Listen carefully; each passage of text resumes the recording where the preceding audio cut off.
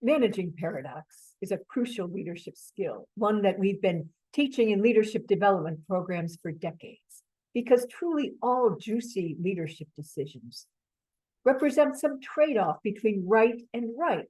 That is, forces that seem opposite, but each has some goodness to it, some upside, and yet if taken too far, has some negative consequences.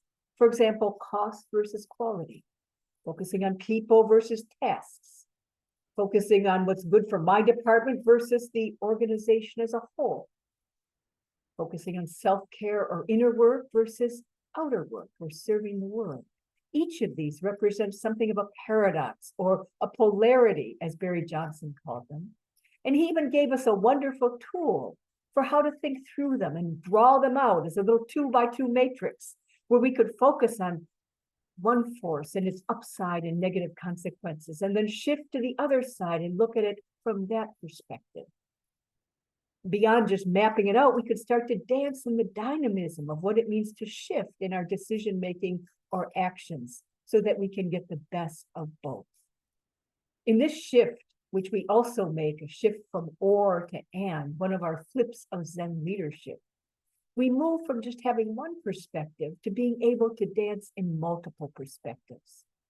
And it becomes a crucial shift that has not only a greater efficacy in decision-making, but a sort of hidden or secret skill to it. And that is, it resolves seeming dualities to a higher level goodness or truth that unites them both. And it shifts us out of one perspective to being able to see from any perspective. How does it do this?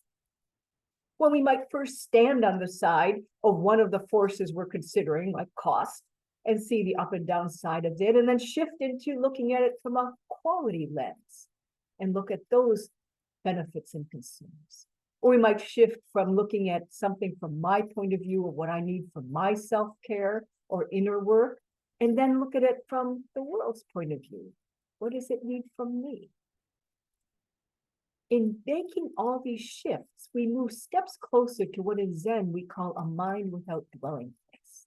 That is, no fixed position. And rather than making us wishy-washy, what it does is informs us with a much greater wisdom, because truly there's no single perspective that is privileged to see the whole picture.